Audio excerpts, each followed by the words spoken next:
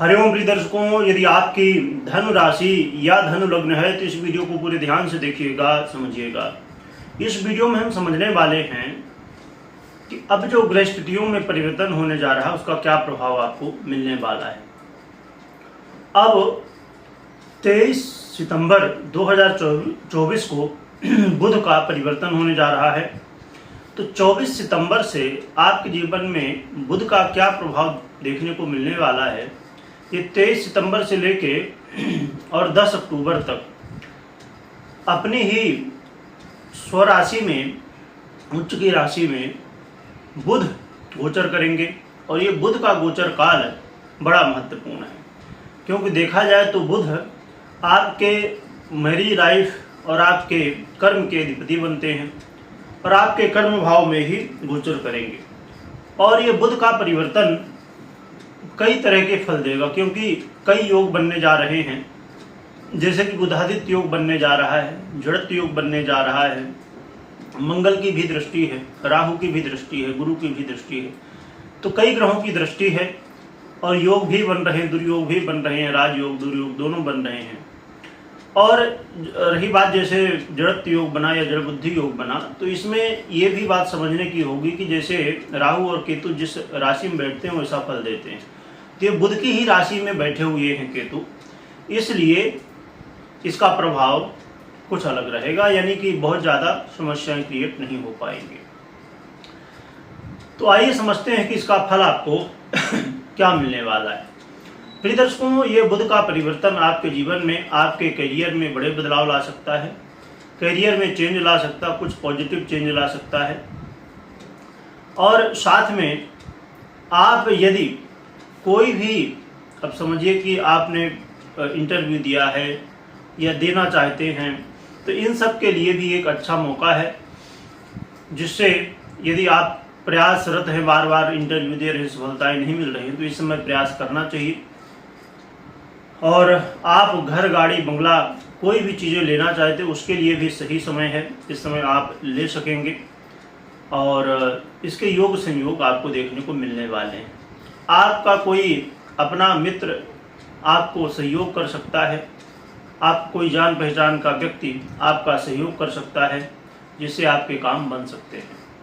साथ में देखा जाए तो आपके दाम्पत्य जीवन, मैरिज लाइफ में यदि कोई समस्याएं चल रही थी तो अब वो समस्याएं धीरे धीरे दूर होंगी। उन समस्याओं से आपको बाहर निकलने का मार्ग देखने को मिलेगा। व्यापारियों के लिए ये लाभदायक सिद्ध होने वाला है। व्यापारियों के लिए एक नया मौका मिल सकता है। आप अपने व्यापार में कुछ नया कर सकते हैं, कुछ बदलाव कर सकते हैं, जिससे आपको लाभ देखने को मिल सकता है। क्योंकि जब सही समय होता है तो हम कर्म करते हैं तो हमें फल मिलता है, बिना कर्म किए कोई भी फल नहीं मिलता है। हमेशा मैं कहा करता हूं कि कोई भी महत्वपूर्ण यदि आप निर्णय ले रहे हैं तो पहले अपनी जन्म कुंडली का विश्लेषण करिए। मात्र गोचर के आधार पर, अभी जो प्रभाव आप सुन रहे हैं ये गोचर का प्रभाव है, तो मात्र गोचर के आधार पर हमें कोई भी निर्णय नहीं लेना चाहिए।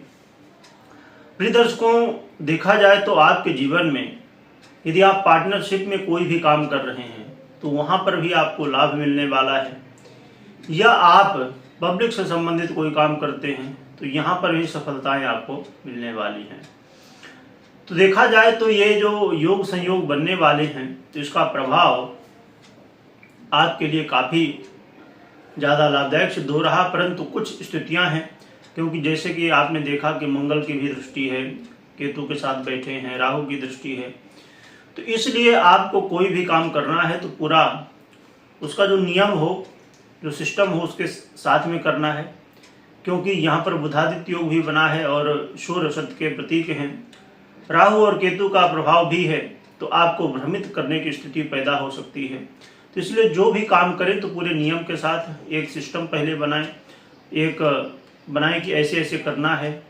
तो जो नियम कानून हैं उनके तहत ही आपको काम करना चाहिए और आलस बिल्कुल नहीं करना चाहिए। हो सकता है कि आपको आलस आए या आप जल्दबाजी में कुछ, समझिए जल्दबाजी में जैसे आपने सोचा था कि भाई 20 दिन में ये काम अपने को पूरा करना है, पर जल्दबाजी में आप 5 दिन में कर देते हैं, ऐसे ऐसा कर देंगे तो हो जाएगा।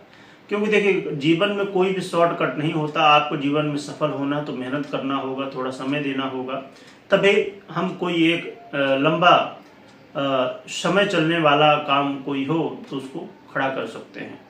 इसलिए जीवन में कोई शॉर्टकट नहीं है, उसके चक्कर में भी ना पड़े, क्योंकि शॉर्टकट यदि हम अपनाते हैं तो हमें सफलता भी शॉर्टकट ही मिलती है। तो इस बात का ध्यान रखें। कर्म भाव में गोचर है तो कर्म करना बहुत आवश्यक है। यदि आप कर्म करते हैं तो आपके जीवन में काफ़ी ज़्यादा लाभदायक सिद्ध होने वाला है। तो इन बातों का ध्यान रखें। रही बात कि उपाय क्या करना चाहिए, तो उपाय के रूप में आप माँ जगदम्बा की आराधना करिए। जो भी मंत्र पूजा पाठ आपसे बनता हो, कुछ नहीं बनता है तो माता रानी का नाम स्मरण अवश्य कर सकते हैं, उसमें कोई पैसा नहीं लगना है। आप अपना काम करते रहें और भगवान का नाम लेते रहें। माँ की जितनी सेवा हो सके माता रानी को उतना करिए, उससे आपको लाभ मिलेगा। कमेंट में जय माता जी लिखिएगा, लिखने के साथ स्मरण करिएगा। वीडियो देखने के लिए बहुत बहुत धन्यवाद।